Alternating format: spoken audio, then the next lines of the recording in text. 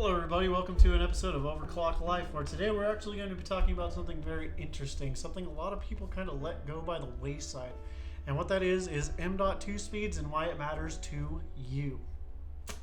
Yeah, I mean, it's really not something that a lot of people pay attention to. I think, the biggest thing people look at first is how big it is. Yeah. The size of it, how much it can hold. Yeah, and that's kind of a weird.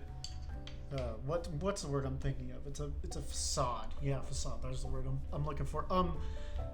So we're specifically talking about M.2 drives because they are the fastest currently in the market, and one of the hugest things about the M.2 space is it's something that we personally swear by, but we're kind of talking about this so that way you guys can understand the difference between an HDD, an SSD, and a M.2, which is still technically called an SSD, but it's different classification. I mean, so it's just an M.2 SSD. Yeah, it's just a different classification because of the NVMe part, but yeah, we'll go into details on that. So first off, starting off, I know that you guys probably are mostly aware of HDDs if you're over the age of 12. Hard drive disks are basically what you find in anything. You can even find computers, game consoles, data centers. They'll have HDDs in them because they are exponential amounts of storage for exponentially low costs. I think you can get a 14 terabyte HDD right now for like $200. Yeah, there's like $230 or something like that. Incredibly cheap. And what those are used for anymore are data centers and for, rudimentary expenditures that may be high in data capacity. So, like your photos of your kids, or yeah, even then it's like if you have 14 terabytes of photos with your kids, you need to reevaluate your life, dude. I don't know. That's debatable. Yeah, but no, like our podcast, we will eventually have a data center, a small little thing that'll hold it. That'll probably have like 3 or 4 of them in there because each podcast is 2 to 3 gigs a piece. Right. And that adds up. But this is, we're recording in the highest fidelity that we could potentially upload with the equipment that we have right now. Once we get a better camera, we're going to try to upload it into 1440p. So that way it's cleaner and crisper for everybody because you can, see our ugly faces just a little bit. Just a little clearer. But yeah, 1440p scales well up to 4K versus 1080p, and it scales down very well too. So that's the reason we want to do that, which once we get to that point, it's going to be substantially larger. Like I think it'll be about 10 gigs a pop. And so that's one of the reasons you would want a hard drive disk. Now, I know that we kind of got confusing about the SSD versus the NVMe, but let's go ahead and talk about why HDD is not primarily used in today's systems.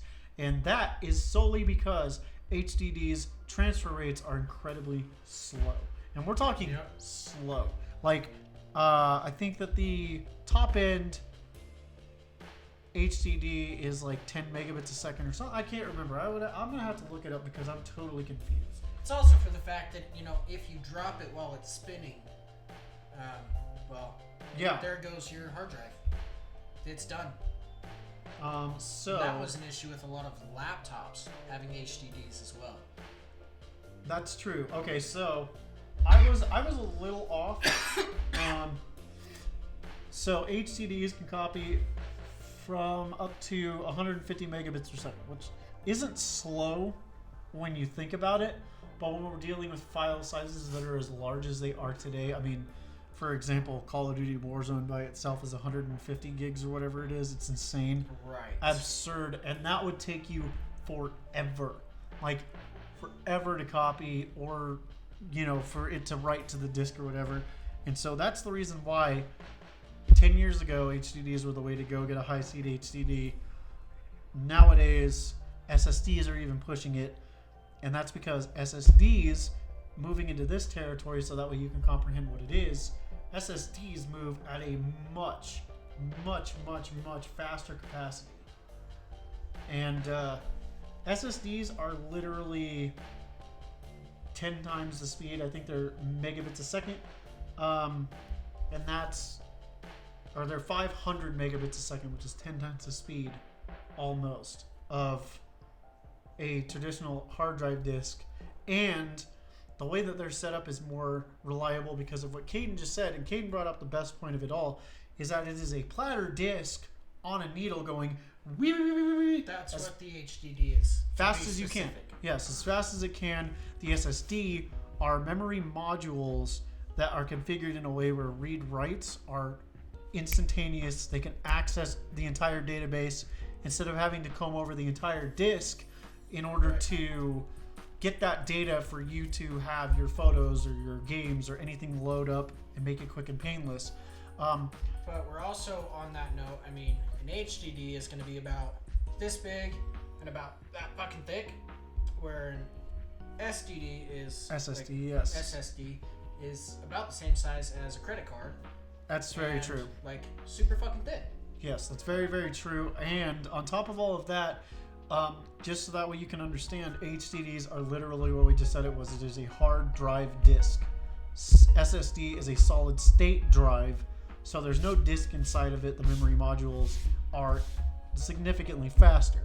SSD is the middle ground of what everybody should at least base what they're doing or what they want to upgrade on, because the upgrade path is a lot more significantly better. I think we looked it up, and you can get an 8 terabyte SSD from anywhere from $370 to $600. I can't remember what it was. Those are going to do you well. They're going to do you well enough for anything else. And they're much more reliable. The failure rates are a lot they're a lot more iffy. They kind of have fail safes in them, and a lot of people talk about the different types of things, but they've gotten a lot more better over the years. They are fairly easy to corrupt, though. They are fairly easy to corrupt, but unlike SSDs and other drives that we're going to talk about in a second, HDDs, regularly you would need to defragment them to keep them from getting jumbled up. Those are no longer things that we have to do with the SSDs, and the reason I'm bringing this up is because corrupting them is something you could do with SSDs if you were to defragment it, because it doesn't need to be defragmented, because it doesn't have to search for all that data. All the data is easily accessible throughout the individual modules. The way it stores the data too is completely different. So if you were to take away the equation of, hey, I'm going to format you in a way, it's going to be like, whoa, what are you doing? You're going to mess everything up. So It took away a lot of the pains that hard drive disks had in the day. But now moving on to potentially our standby now, and yes, we're a little spoiled, but realistically, M.2, NVMe, any type of small format hard drive, which are the little sticks that you see in computers, those are generational. Now, they're going to be basically the same. We were talking about DDR5, and DDR5 memory right now is insanely fast. It is stupidly fast. You can go and get a 4 terabyte SSD for, what was it, $399 or $299? What was the Crucial or we just bought? WD Black. So the WD Black 850X that I just bought was a 2 terabyte, and it was a 2 terabyte. And it was like $150.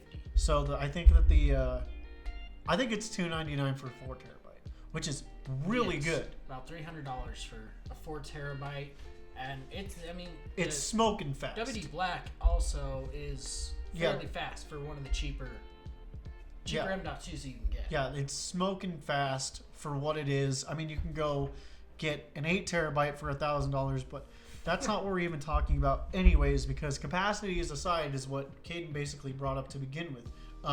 The capacities are not something that doesn't speak for what the probability is of what it'll do. I know that you might be like, oh, budget or whatever, and the truth of the matter is like we're talking about WD Black, it is a budget option that will give you a lot of performance for way little money compared to some of the other drives out there. But the reason that we're saying smoking fast comparatively is because right now they have new DDR5 modules hitting the market, which are literally reading, I think, at double the amount that current modules are. So right now, I think at DDR4 we're limited to like 72, 7500, like 7.5 gigs, which is, if you go by the 500 megabytes that we were just saying, smoking. 70, yeah, it's, so the average one that you're going to get was 6,300. Yes. 6,300 megabytes a second. That's 6 gigs, which is smoking fast. Comparatively to 13,000 megabits, which is 13 gigs. Now, to put that into perspective, your games range from 20 to 70 gigs, which, like I said, I'm being generous because I know there's games that hit above and below. Right. That is almost your entire game loaded in 2 seconds. Well, that is your whole game loaded in 2 seconds. Right. The entire data file loaded, which is insane. That's absolutely crazy. So why are we not preaching the benefits of this? It's because due to the juvenile nature of the way that it is, because it is so new, like it just came out, that there are issues, there are bugs, the write speeds. The reason I left them out is because they should be, I think, average write speeds are about a third of the read speeds, which is still insane. Like if you're reading at 7 gigs or 6 gigs, that's fucking crazy. Yeah. That's insane. Like, that's just wild. But the write speeds are down to like, I think 1 gig or 750 megabits because they're glitchy and there are issues to them. Now, I know that we talked a lot about WD Black. I want to go ahead and say that Samsung, aside from their new 850 or their 990 Pro, they have really solid SSDs too, M.2s. They have solid SSDs as well, platter SSDs, and Crucial Ballistics has very good ones. Your main is your Crucial, and that one's fucking... Well, yeah, because the Crucial is my 500 gig or 500 megabyte boot drive. Just boot drive. But it's lightning quick. Yeah, lightning quick. It boots super nice. Yeah. So there's a lot of different options that you have, but looking at M.2s, whenever you're going in to look for an M.2, always make sure that you're looking at the read-write speed capabilities, because you might be spending money on something just because it's super large, but your write speed is trash as compared to even so much as, like, I think the 990 Pro right now for a 2 terabyte is like $400. I think it's insane.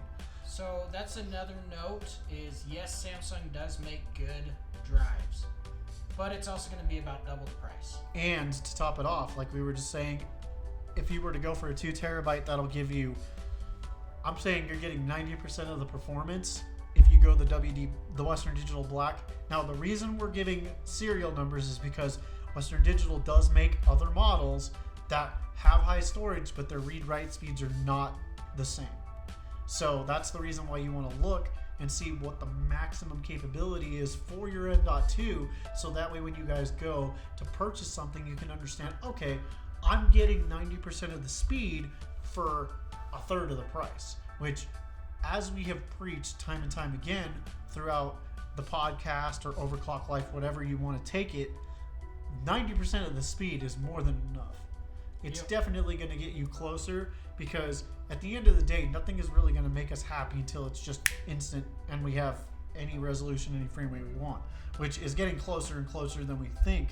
But that's the reason why waiting or buying a cheaper option is always the best route to go. See, my thing is, I think you should go ahead and just look for a large storage SSD, because A, they're super cheap, and have those for just storing your games, and then get a high-speed M.2 for playing your games, and move them over if you need to. Like, you can transfer them over. It's not going to have that high of a failure rate compared to an HDD, but realistically, that's kind of why mixing and matching is a good thing, and you can always get more for less. And yes, if you're one of the people who is cost no object and it doesn't really matter what you're looking for, you can go ahead and get a Sabrent 8 terabyte for $1,000 a pop. Whatever, fine, good for you. Right. The other thing to look at is just because it has a high amount of storage doesn't mean you're going to use that amount of storage. If you're not going to fucking use 8 terabytes, don't go fucking buy 8 terabytes. And I know that it's an important question to ask too, because a lot of people are saying like, no, it's really hard to dictate. But as where I'm someone who has a lot of games or test benches and references and stuff like that, I will use up at least 4 gigs or 4 terabytes. Like I really will. So crawling into that 8 terabytes is where it's beneficial to me, because then I have a lot of headroom.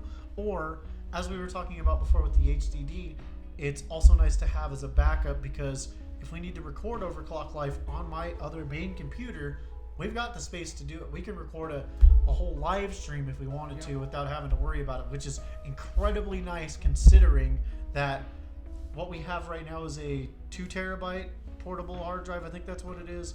And we have to delete frequently. And that's not something we want to be doing.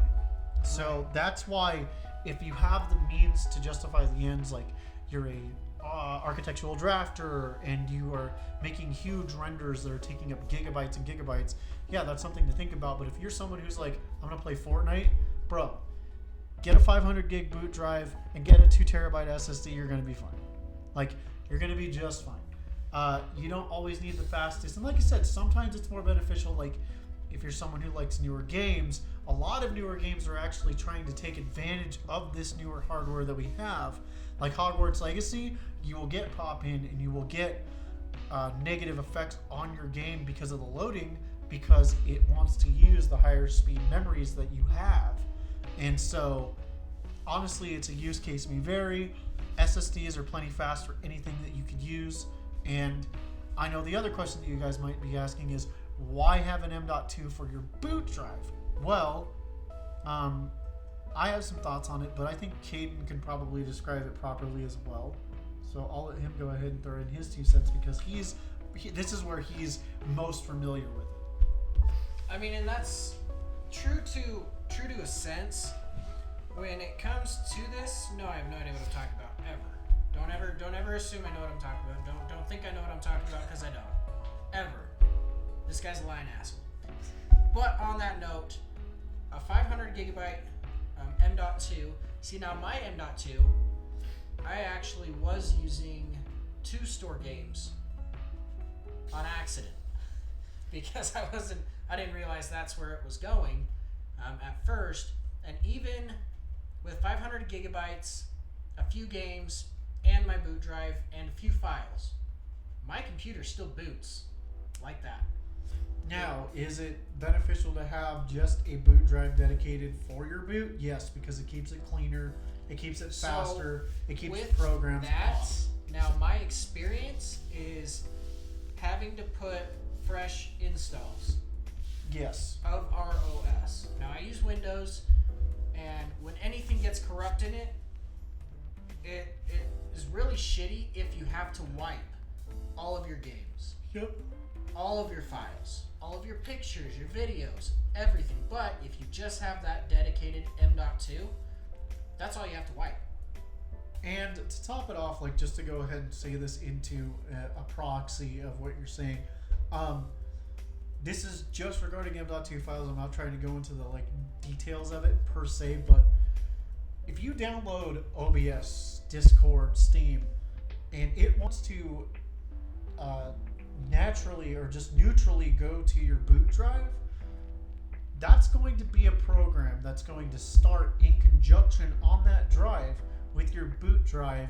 And so like what he's saying is absolutely correct, but keeping your boot drive completely devoid of anything will make it so that way, A, if something goes wrong, you don't have to worry about anything but that drive. B, you don't have to worry about any programs because it's not interfering with the drive that holds your OS, which, by the way, can completely and utterly get just wrecked by something as stupid as too many program files overloading at the same time, or running too many files at the same time off of the same boot drive or M.2 or what have you, because the thing is the memory module has a cap of 7 gigs, but the thing is that you're still using that while you're accessing your folders and your files and your programs and stuff. So accessing something on an SSD, that's the reason why I'm saying like I would recommend that for you guys because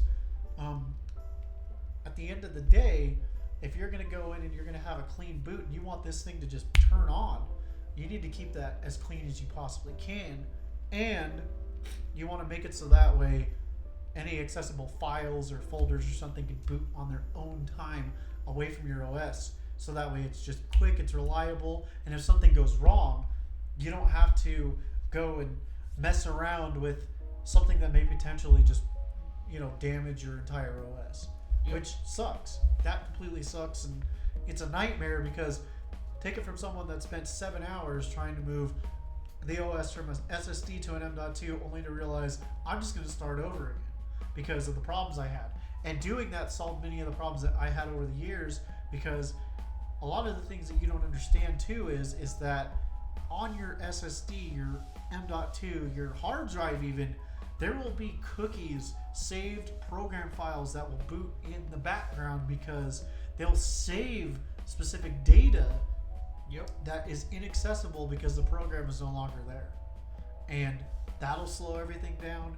And so yes, like as with getting faster speeds and everything, that problem will probably be persistently going away, but understanding your needs for each individual drive is going to make everything so much easier, so much quicker, so much faster, because then you know, okay, this is here, this is here, this is here, my problems are solved.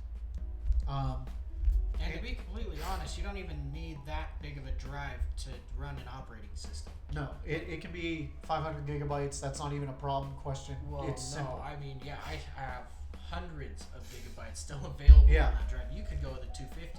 Well, I mean, anymore, 500 is pretty much the same. I don't think you can even buy 500 or 250 anymore. I think they're hard to come by in the higher, faster tiers. Right. They're not available in the generation that they're in now.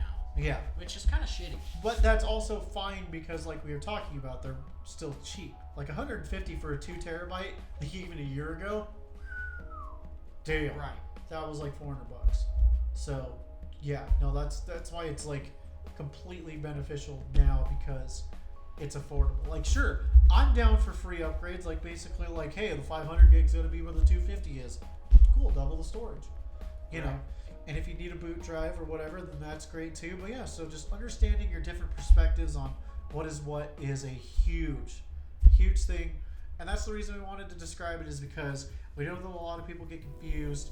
Caden's had some friends that's asked him about it. I know that I've talked to people about it, but realistically, understanding what drives do what you need for your perspectives on gaming or whatever is going to be huge. Odds are, if you're someone who does architectural drafting or you do renders or CGI or something like that, you probably already know what you're going to need, and so you already have that. But this is just for the basic person that might be trying to look and see, well, what can I do, or what do I really need? I would recommend just a high capacity SSD because it's going to be solid for you. Get a 500 gigabyte boot drive, and then if down the road you find the need to upgrade more, then as long as you have those things segregated, you can easily upgrade because you're just moving things from one drive to the other and then re-verifying them on whatever platform you have, Epic, Steam, whatever, and then you're good to go.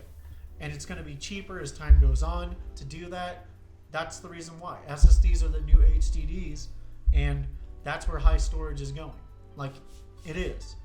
And that's the only reason that I say, like, go with something that's going to do you well and be cheaper, because it's realistically not going to be regulatorily, I have to have the best, because at the end of the day, the best is overpriced, not worth it, and buggy. Right. And see, he uses M.2 and an SSD, like he's been saying over and over. SSD is always a good road to go. Yeah. He has the 8 terabyte because he has a shit ton of games that he needs to store. I don't. I use 3 M.2s. And that's perfectly fine. The 1 terabyte and the 2 terabyte. And to be perfectly fair, the thing is that also his upgrade path, like if he wanted to get all 3 of those just in 2 terabytes, end of story, it would cost as much as the SSD that I bought for 8 terabytes, and then he would have the same amount of storage as I do, almost. And it would be all M.2. So it is a plausibility depending on how you want to do it. Now we want to make it perfectly clear, and we want to make this understood that with M.2s, your motherboards will get more expensive the more PCIe slots you have, which is the reason why we're recommending one, because 9 times out of 10, you're going to go out and get a B550F or B whatever the new one is for the new generation, and it's going to come with one M.2 slot, maybe 2 if you're lucky. See, or you got the X570. The newest one is the 590. Yeah, but you also, yes, that is one big thing you need to be worried about is which motherboard you get, because a lot do only come with one M.2. Mine has 2 M.2 slots. Mine has 2 M.2 slots. You said you were using 3 M.2s. I am. Oh, in your other PC. No. Oh. So I've got the 500 and the 2 terabyte. Oh yeah, that's right. You have the long bar. And then I went and got portable. Hardware. Portable. Yeah, got you. I went and got a case for the other M.2 and it's plugged into my PC. So its read-write speeds aren't as fast as it could be, but they're still fast. But it's still fast enough that it's literally just for files. Yes, and no, that's perfectly fine. But either way, what we're trying to say is that like the B550F, just using that as an example for the AMD platform, that comes with one M.2 slot, I believe. It might come with 2, but the thing is that also, depending on how your motherboard is set up, it might not have the bandwidth allocation for you to use that to its full capacity as well, which is another thing to keep in mind, because what we're using is, this is an example, because the B550 is a $150 motherboard, which is the reason we're saying that is because for most people, that's going to be a premium motherboard. I know, that's why I said most people. His motherboard was $499, my motherboard was $499. We're both using the basically the Dark Hero version of different brands motherboards, and yes we are, and that's the reason why we can use these. But that's another reason why SSDs might be a viable option for you, because at the end of the day, most motherboards are going to come with 3 SATA boards, like most of them at least. Yep. And so we have 8, which is, I know, absolutely absurdly overkill. And to tell you the truth, I don't know if we could use them all. And mine has 8, dude. No shit. I don't think mine has 8. Yours might have 6. I think mine has 4. No, yours might have 6. Because I'll have to look this up real quick. Let me see the, okay. Hold on. We got a fact check. X570, right? Yeah. That's yours? Yeah. Okay. I'm just making sure, because mine has 8. Mine is insane. It is 8. Which is, overkill. Like, way overkill. Now, see, I wish my motherboard had more fucking fan ports. Right. That's my problem. Okay, hold on. Because I'm not even using one SATA port. XI70 Dark. No, see, I am using one SATA port for my SSD. That is what I'm using it for. So, let me see. Because if it had more, PCIe ports, that would be awesome. Yeah, you have 8. Do I? You have 8. You're thinking of these. These are your SATA boards. You have 8, so you can see it. You have 2 on each side. Yeah, I was thinking of those. I just forgot that they were double stacked. Yeah, no, that's what mine is too. So you do have 8. I was like, wait a minute. But anyway, so 8 unused ports. Yes, which doesn't necessarily mean it's a bad thing, because SATA can also be used for cameras and stuff too, but we won't get into that today.